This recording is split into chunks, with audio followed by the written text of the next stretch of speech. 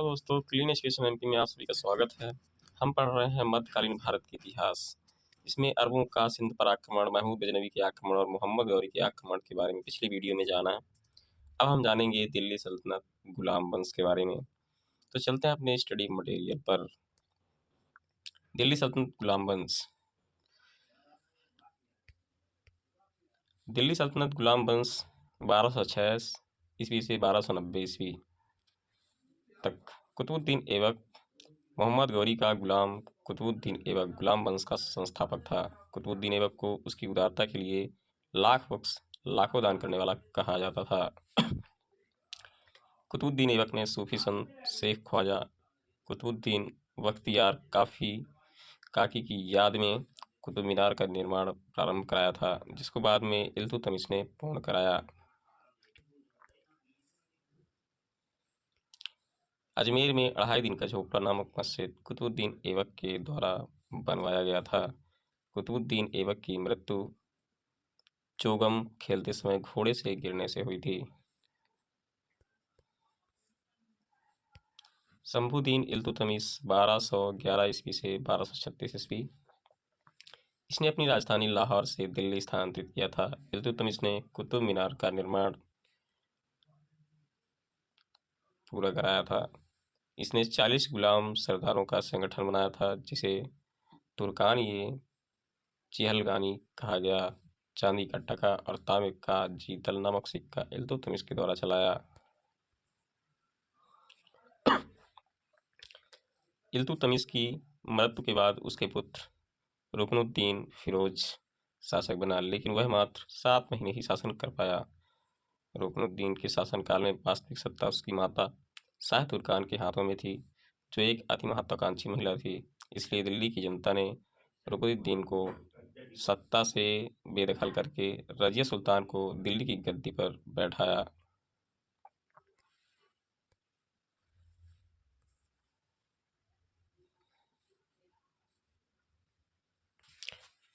रजिया सुल्तान 1236 से 1240 ईस्वी।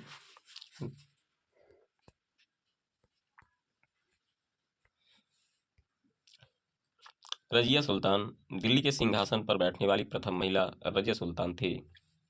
रजिया सुल्तान का विवाह अल्तुनिया से हुआ था। दिल्ली के 23 सुल्तानों में से रजिया सुल्तान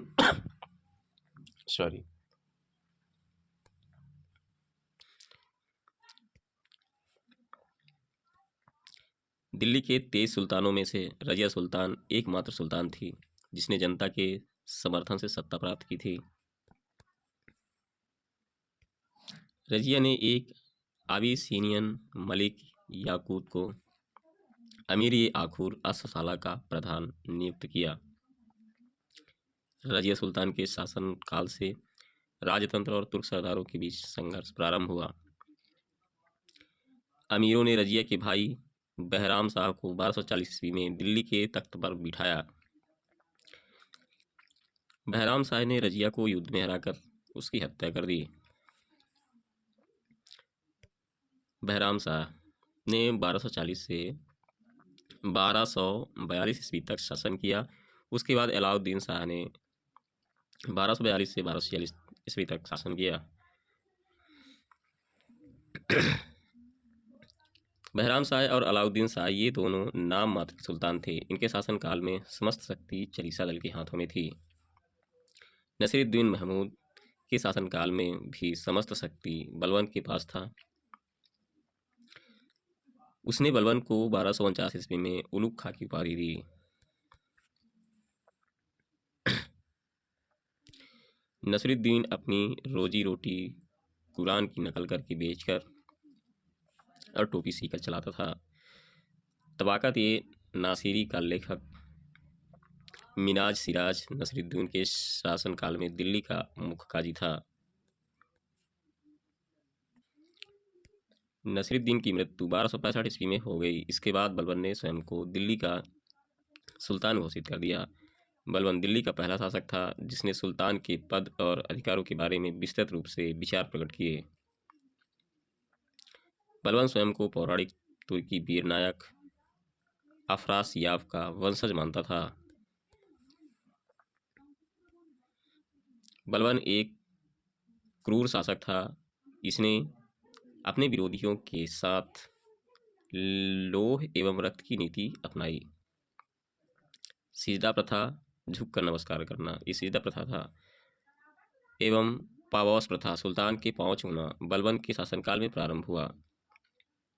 बलबन के शासनकाल में फारसी परंपरा नौरोज उत्सव का आरंभ हुआ।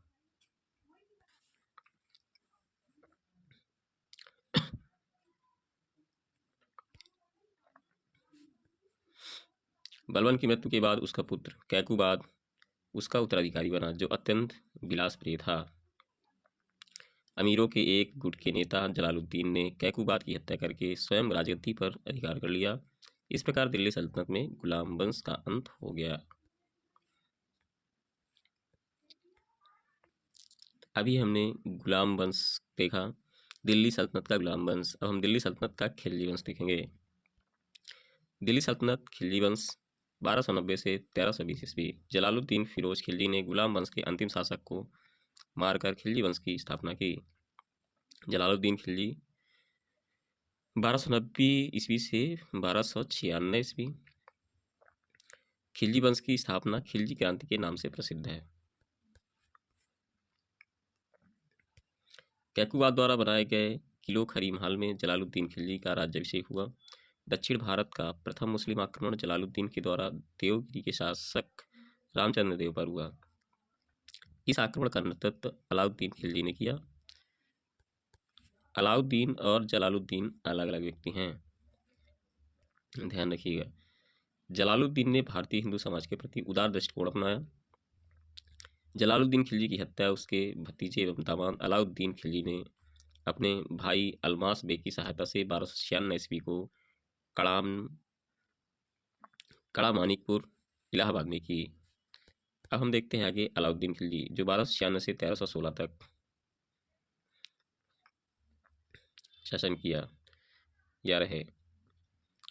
अलाउद्दीन खिलजी के बचपन का नाम अली गुरशास्प था। इसका साम्राज्य अफगानिस्तान से लेकर उत्तर मध्य भारत तक फैला था। यह माना जाता है कि अलाउद्दीन चित्तौड़ की रानी पद्मिनी की सुंदरता पर मोहित था। इसका वर्णन मलिक मोहम्मद जैसी की रचना पद्मावत में मिलता है। यह एक साम्राज्यवादी शासक था।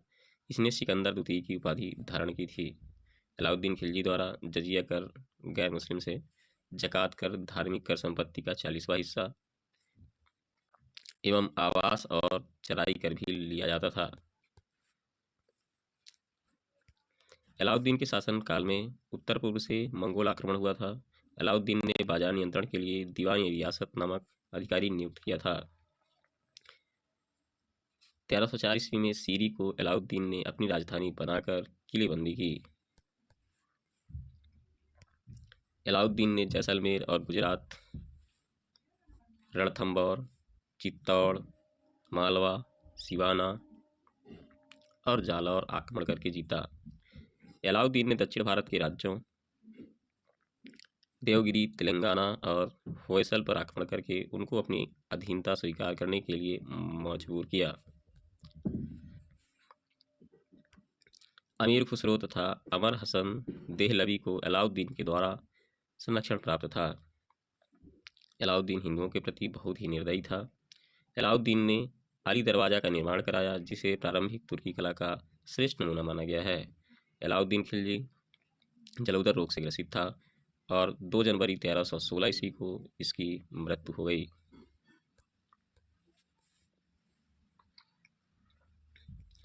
यह माना जाता है कि अलाउद्दीन के अंतिम समय में त्वचा रोग कोढ़ हो गया था, जिससे वह बहुत परेशान था। इसलिए वह मालिक काफूर को बोला कि मुझे मार दो। अलाउद्दीन का मकबरा कुतुब मीनार के परिसर में स्थित है। यह माना जाता है कि मलिक काफूर एक हिजड़ा था। अलाउद्दीन खिलजी की मृत्यु के बाद मलिक काफूर ने 6 वर्षीय बालक शहाबुद्दीन उमर को गद्दी पर बिठाया। मलिक काफूर ने सत्ता की लालच में शहाबुद्दीन को अंधा करवाकर स्वयं शासन करने लगा। मलिक काफूर सत्ता मात्र 35 दिन तक ही रहा। इसके बाद मुबारक शाह खिलजी ने उसकी हत्या करवा दिया। मुबारक शाह खिलजी 1316 ईस्वी से 1320 ईस्वी तक। यह सुल्तान बनने के बाद आलस, विलासिता, वासना आदि दुर्गुणों का शिकार हो गया। मुबारक शाह नग्न स्त्री पुरुष के साथ दरबार में आता था एवं कभी कभी स्वयं नग्न होकर दरबार में दौड़ता था। मुबारक शाह खिलजी ने खुतबा व सिक्कों पर से खलीफा का नाम हटा दिया था एवं स्वयं को खलीफा घोषित किया। खुसरो शाह 1320 ईस्वी में मुबारक खिलजी की हत्या करके दिल्ली का सुल्तान बन गया। वह हिंदू धर्म से परिवर्तित मुसलमान था। इसने पैगंबर के सेनापति की उपाधि धारण की। खुसरो शाह को संत निजामुद्दीन औलिया का नैतिक समर्थन प्राप्त हुआ। गाजी मलिक तुगलक ने खुसरो को युद्ध में परास्त कर तुगलक वंश की स्थापना की। अभी हमने दिल्ली सल्तनत का खिलजी वंश पढ़ा। अब हम जानेंगे दिल्ली सल्तनत का तुगलक वंश। दिल्ली सल्तनत का तुगलक वंश 1320 ईस्वी से 1423 ईस्वी तक। गयासुद्दीन तुगलक 1320 से 1325 ईस्वी। गयासुद्दीन तुगलक तुगलक वंश का संस्थापक था, जो अपने नाम के साथ गाजी शब्द का प्रयोग किया था।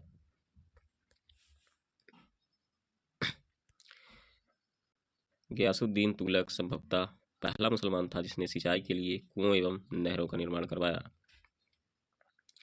मुबारक शाह खिलजी के शासन काल में गयासुद्दीन तुगलक उत्तर पश्चिमी सीमांत प्रांत का गवर्नर था। इसने लगभग संपूर्ण भारत को दिल्ली सल्तनत में मिला लिया था।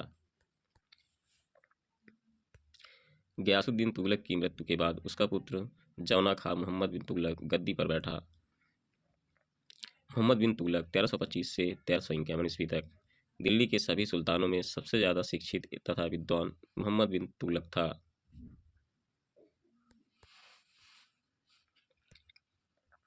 मोहम्मद बिन तुगलक की प्रमुख असफल नीतियाँ दोआब क्षेत्र में कर की वृद्धि, राजधानी परिवर्तन दिल्ली से देवगिरी, सांकेतिक मुद्रा का प्रचलन, खुरासान एवं कराचिल का अभियान।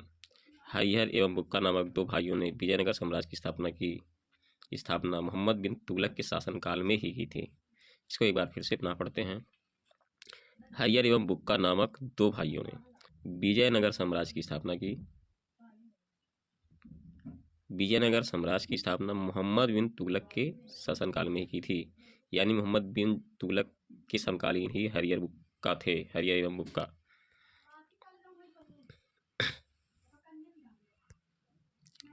मोहम्मद बिन तुगलक के शासनकाल में अफ्रीकी यात्री इब्न बतूता भारत आया था।